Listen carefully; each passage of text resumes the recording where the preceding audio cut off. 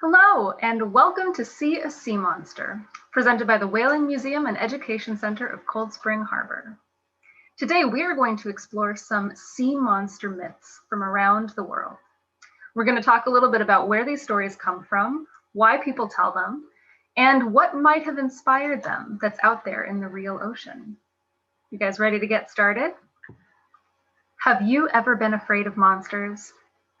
Well, maybe you thought there was something lurking under your bed or in your closet. You're not alone if you are. Stories about monsters are really common. You may even be familiar with some of them. You might recognize on my screen, there's Monsters, Inc., Where the Wild Things Are, Hotel Transylvania. Believe it or not, people have been telling stories about monsters for thousands of years, if not longer.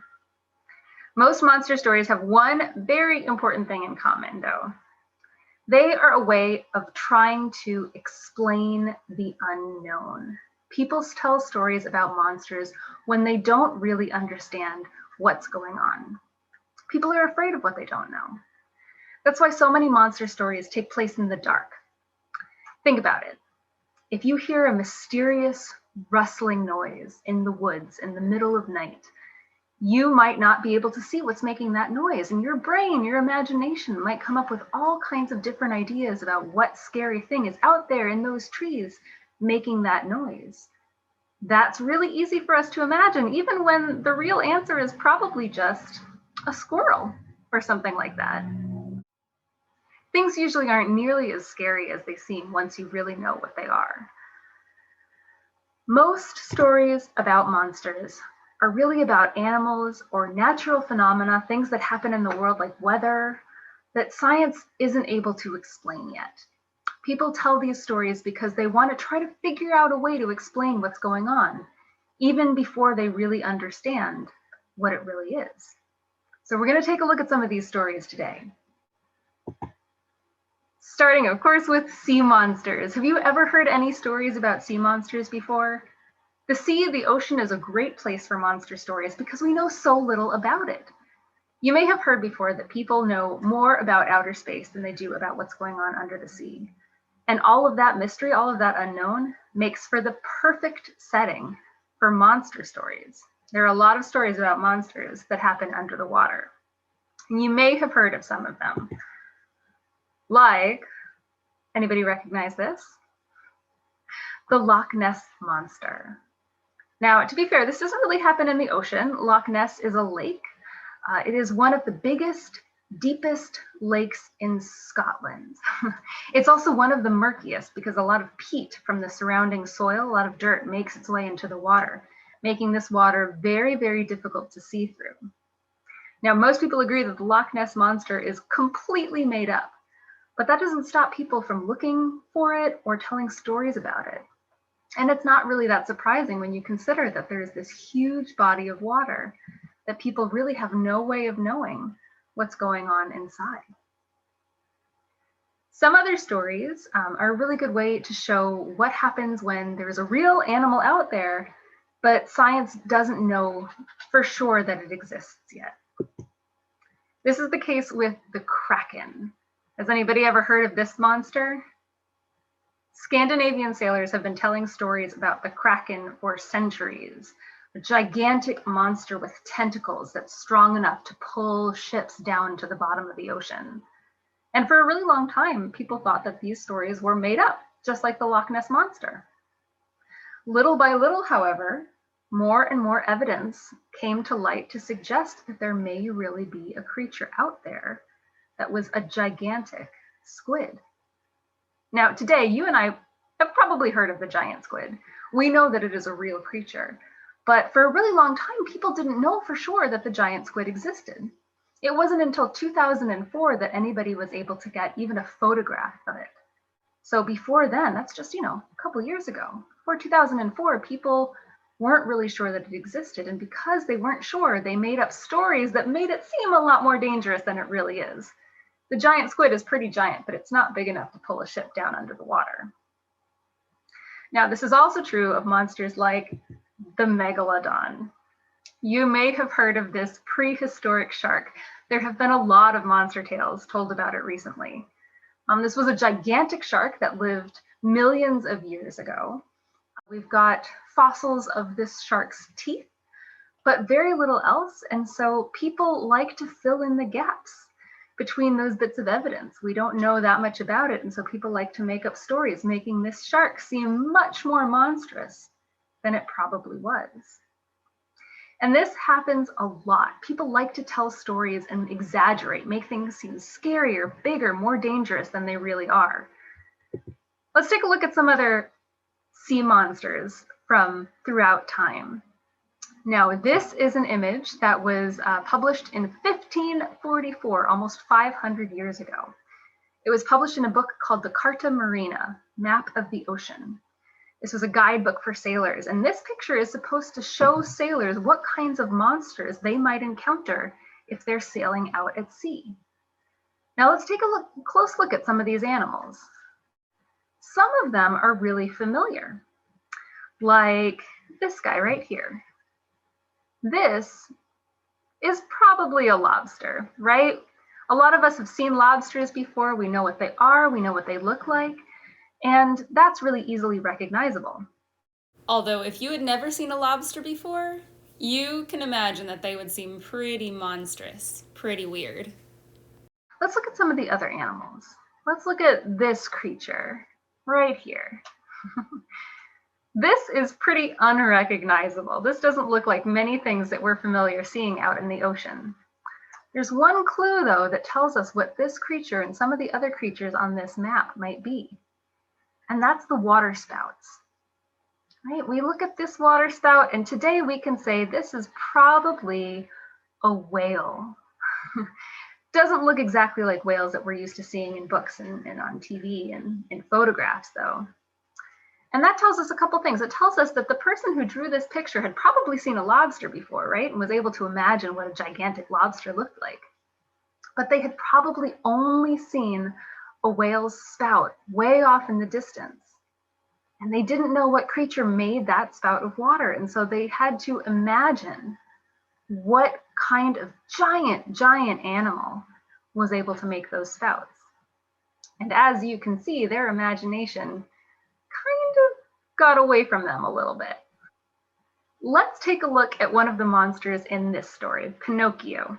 You may be familiar, you may have seen the Disney movie.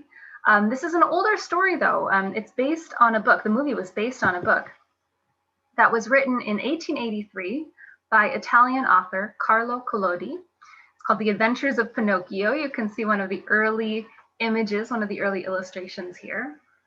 Both the book and the movie tell the story of a lonely woodcutter, a lonely carpenter named Geppetto. And Geppetto is lonely and he wants companionship. So what he does is he creates a son for himself, a little boy out of wood called Pinocchio. And in the book and the movie, Pinocchio comes to life and goes off on a series of incredible adventures. Some of them are funny, some of them are scary. In one adventure, Pinocchio and Geppetto are eaten by a giant sea creature. In the original book written by Collodi, the sea creature was a dogfish, a type of shark. Gigantic though, big enough to eat Geppetto and Pinocchio and a bunch of fish and several different ships. In the movie, if you've seen it, you might remember that instead they were eaten by something called Monstero the whale.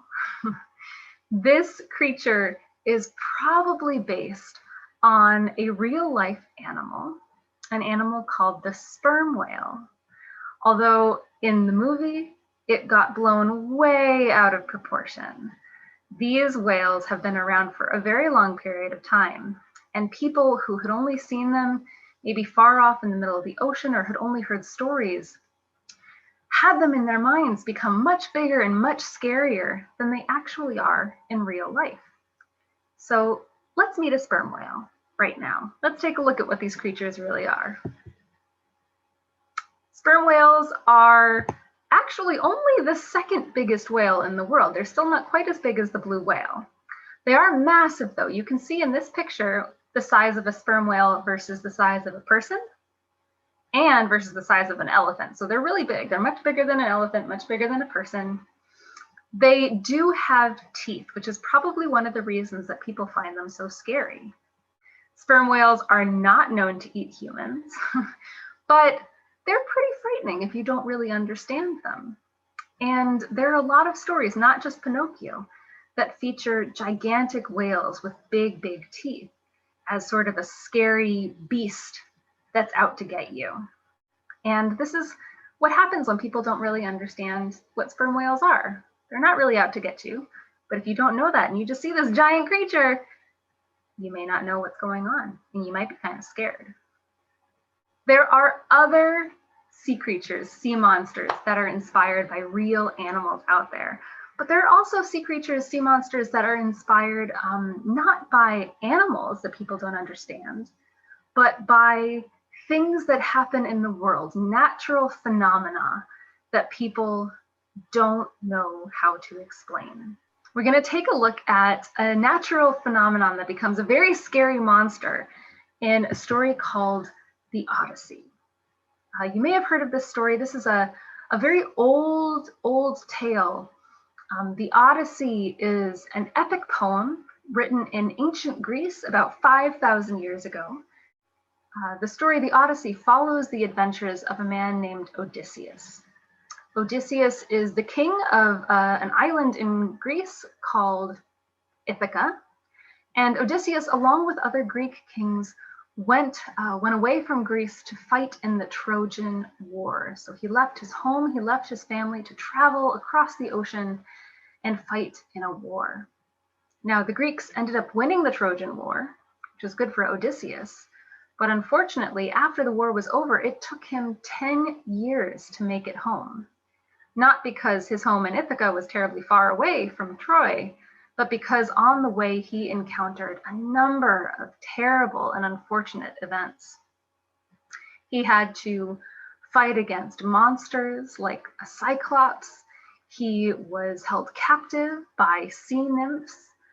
And on the way, he was forced to travel through very, very dangerous waters, including one place towards the end of his journey called the Strait of Messina.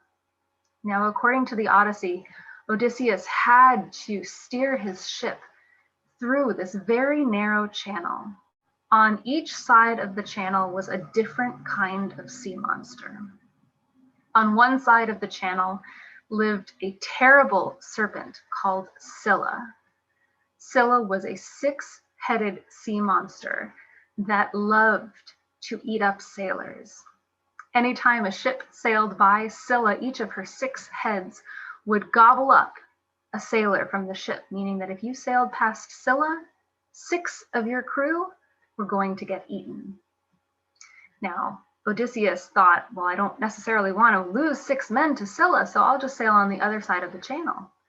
Except on the other side of this strait was another sea monster, this one called Charybdis. Now, Charybdis was a monster that lived at the bottom of the ocean. And this monster didn't stop at eating just 6 sailors.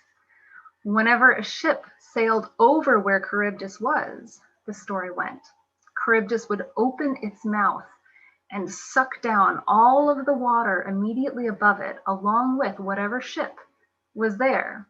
The entire thing would get sucked down to the bottom of the ocean, and you would lose yourself, your ship, and your entire crew. It's a tough choice. Odysseus ended up sailing by Scylla and losing 6 of his men. But a lot of people were really afraid of this place, the Strait of Messina, because they believed that this was the home of these 2 sea monsters. Now, the Strait of Messina is a real place. It's a place in Italy. It's a very narrow channel. And as we mentioned, Odysseus in his story was forced to sail through here. Ancient people were afraid to sail here because they thought that if they did, they would have to make this choice, either have 6 of their people eaten up by Scylla or sail past Charybdis and risk losing their entire ship to this gigantic monster under the waves. Now, we don't really know, it's hard to tell sometimes what some of these stories are. So Scylla, for example, we're pretty sure that there's not a six-headed sea monster. The Strait of Messina is a place today, lots of ships pass through. Nobody has seen a six-headed serpent that eats up sailors. But there is pretty good evidence that Charybdis does exist. It's just not a sea monster. In the Strait of Messina, there is a whirlpool. Now, I don't know, has anybody seen a whirlpool before? Do you know what it is? A whirlpool is basically a vortex. It's spinning water. You can think of it kind of like an underwater tornado, except instead of air, it's water that's spinning around. And what happens in the Strait of Messina is you've got the current from one area going one way and current from another area going the other way. And as these currents meet, the water swirls around itself. So instead of just crashing into each other, they kind of slip by one another and create this funnel of churning water. Now, this whirlpool doesn't always exist in the Strait of Messina. It's very dependent on the tides and how the current is moving. And that might have led to people's fear. They didn't know, they didn't understand what this whirlpool was. They didn't understand when it would appear. And that amount of the unknown helps to create this horror story of a monster. Now, the whirlpool, like the Kraken, like the giant squid, it's a little bit exaggerated. It's not big enough to pull a ship like Odysseus' ship down. But if you were in a tiny ship, like maybe a kayak or a canoe, it might be able to pull you down a little bit. But thankfully today, science has explained a lot more and people understand when the whirlpool is going to be there and when it's not. So it's safe to swim, it's safe to boat in this area, but ancient people didn't know that. And that's why they created this monster story. Now, today, we can't necessarily create a sea monster ourselves, but we're going to do an activity where we're going to create a whirlpool. So to do this activity along with me, you're going to need some supplies. You're going to need 2 empty plastic bottles, some water. You'll need some food coloring, glitter or small objects to put in the whirlpool. This is totally optional. And you're going to need some duct tape or high strength tape. This part is not optional. You won't be able to do this without the duct tape or the really, really strong tape. So if you want to gather those materials together, I will show you how to do this experiment. So this is something really easy that you can do along with me using materials that you can find at home. To do this activity, you're going to need a couple things. You're going to need water, of course, can't have a whirlpool without water. You're also going to need a couple of plastic bottles. Make sure that they're empty, make sure that they're clean. It's best if you've got plastic bottles that don't have the labels on the side because you really want to be able to see what's going on inside your bottles. The bigger the bottle, the bigger the whirlpool. So I've got a couple of seltzer bottles here. If you've got those big 2-liter sort of soda bottles, those are perfect. But you want something that's sort of this size, if not a little bit bigger. Other things that you need tape. This is very important. You're going to need strong tape, duct tape, or something else that's really got a lot of grip to it to attach these bottles together. I've got a couple different kinds of tape to see what will work for me. And then you've got some optional things that you can use to make your whirlpool a little bit jazzier. So I've got some blue food coloring here to make my water the color of the ocean. And I've got a couple of really small little seashells. If this is just really, we're going to put these in to help see the whirlpool, and because seashells belong in the ocean, they're a cool thing to add. You can add tiny things like this if you want to your whirlpool.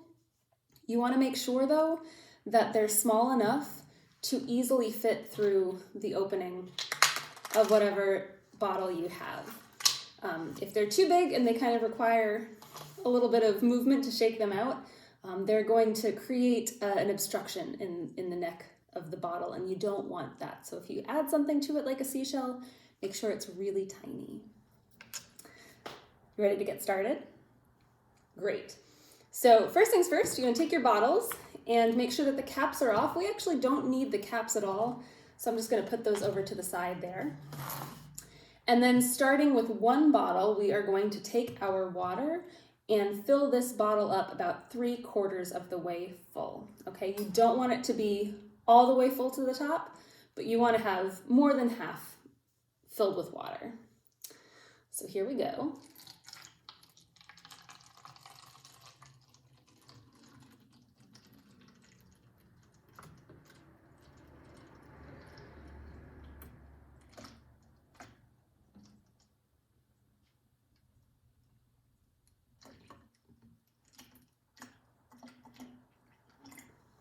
All right, I'm gonna stop there.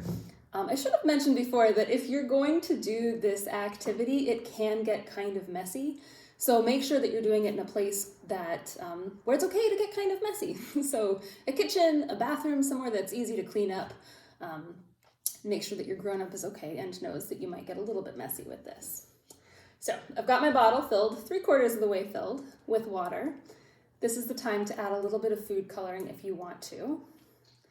Now I'm going to add just a single drop of blue because I don't want it to be too dark that the whirlpool becomes hard to see, but I do want it to be blue because that's fun. Another great thing that you can add in here is glitter if you have any. Glitter gets kind of caught in the waves of the whirlpool and will help you be able to see what that cyclone looks like. So I've got my blue water here all ready to go. This is also when I'm going to add my shells. So 1, 2, 3, tiny little shells, in they go. And now it's time for your tape. Again, you want to make sure that you have really strong tape because what you're going to do is you're going to take your second bottle and attach it to the first bottle. You want to line up the two necks and you're going to eventually have the water moving between one bottle and the other. And so you want to make sure that the water stays in the bottles and doesn't leak out. And this is where the tape comes in handy. So make sure you've got some really nice, strong tape. I think I'm gonna use a couple different kinds of tape just to make sure it's really good.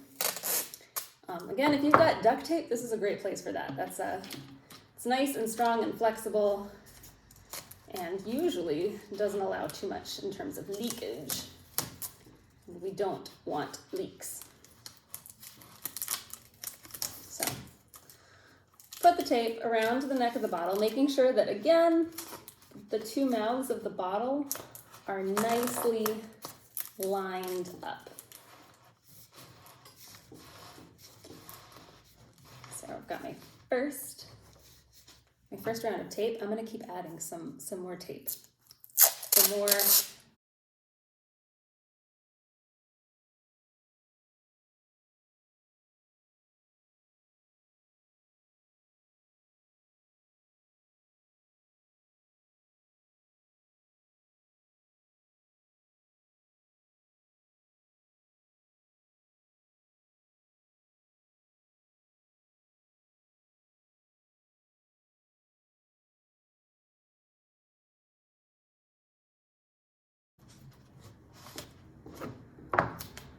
So I've got my masking tape. I'm going to come in with some heavy duty tape too.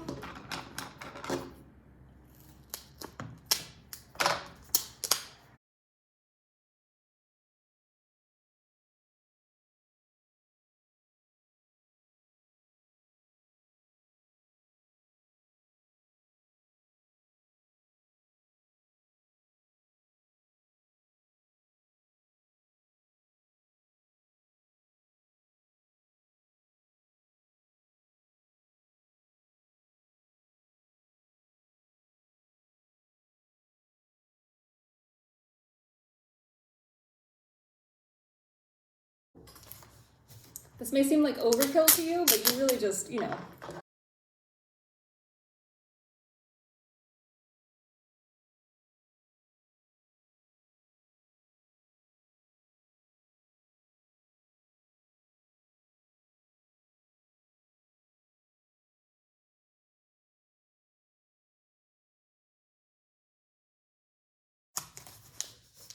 All right.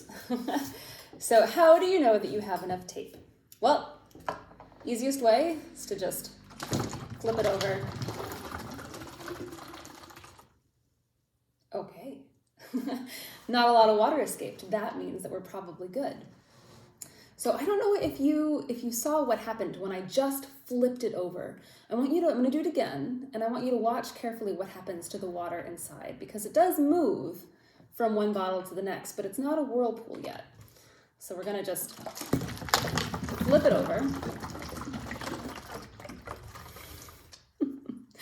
You've got all of these bubbles, all of these big bubbles kind of moving from the top to the bottom. And what's happening is that all of that water in the top is trying to force its way down to the bottom, and it's getting stuck because the bottleneck here is much smaller than the rest of the bottle.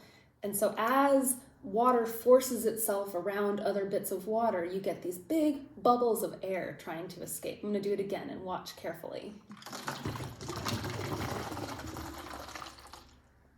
So we had a little bit of a whirlpool there. Yeah, this is just really about how the water can get from the top to the bottom the quickest. Now, whirlpools, we talked a little bit before, are sometimes created when you have two currents that are moving in opposite directions. So you've got one group of water coming this direction, and you've got another group of water coming this direction, and they slam into each other. And that might create, a big splash.